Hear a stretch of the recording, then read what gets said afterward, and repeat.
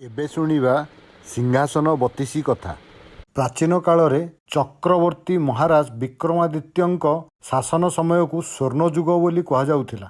ତାଙ୍କ ରାଜଧାନୀର ନାମ ଥିଲା ଉଜ୍ଜୟିନୀ। ତାଙ୍କର ତ୍ୟାଗ, ନିଷ୍ଠା, କର୍ତ୍ତବ୍ୟପରାୟଣତା, ବୀରତ୍ୱ, ସାହସ, ବଳିଦାନ, ଧର୍ମଧାରଣା, ନ୍ୟାୟ, ପରୋପକାର, ସହିଷ୍ଣୁତା, ଗୁଣଗ୍ରାହିତା, ବନ୍ଧୁବତ୍ସଳତାର ପଟାନ୍ତର ନାହିଁ। ଅମିତ ଯଶ ଗୌରବର ଅଧିକାରୀ ମହାରାଜ ବିକ୍ରମାଦିତ୍ୟ ଯେଉଁ ସିଂହାସନ ଆରୋହଣ କରିଥିଲେ ତାର ନାମ ଥିଲା ବତିଶି ସିଂହାସନ।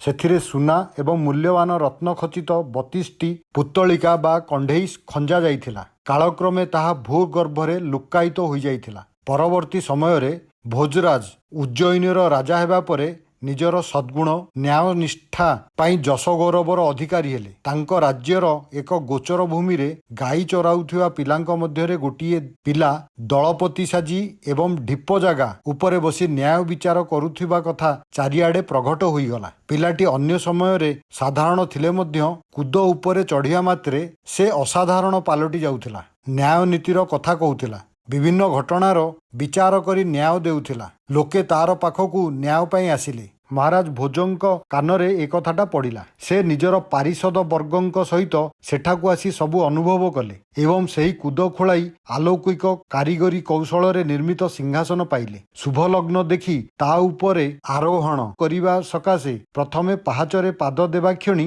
ପ୍ରଥମ ପୁତ୍ତଳିକାଟି ହସି ଉଠିଲା। ସେ ମହାରାଜ ଭୋଜଙ୍କୁ ଏକ ପ୍ରଶ୍ନ ପଚାରିଲା ଏବଂ କହିଲା ଯେ ଆପଣ ଯଦି ମହାରାଜ ବିକ୍ରମାଦିତ୍ୟଙ୍କ ସମକକ୍ଷ କୌଣସି ଗୁଣର ଅଧିକାରୀ ହୋଇଥିବେ ଏ ସିଂହାସନ ଆରୋହଣ କରିପାରିବେ। ଏକ ଏକ କରି 32ଟି ପାହାଚରେ ପାଦ ଦେବା ମାତ୍ରେ ସେଥିରେ ଖଚିତ ପୁତ୍ତଳିକାମାନେ ପ୍ରଶ୍ନ ପଚାରିଲେ ଏବଂ ମହାରାଜାଙ୍କୁ ସଚେତ କରାଇଥିଲେ। ପରିଶେଷରେ ମହାରାଜ ଭୋଜ ନିରାଶ ହୋଇ ସିଂହାସନକୁ ପୁଣି ଥରେ ପୋତି ଦେବା ପାଇଁ ନିର୍ଦ୍ଦେଶ ଜାରି କରିଥିଲେ। କୌଣସି ରାଜା ସେଥିରେ ବସିପାରିନଥିଲେ।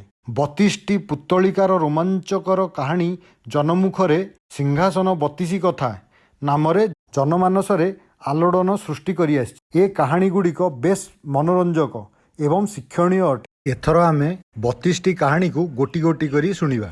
End of the video. Please like, share and subscribe.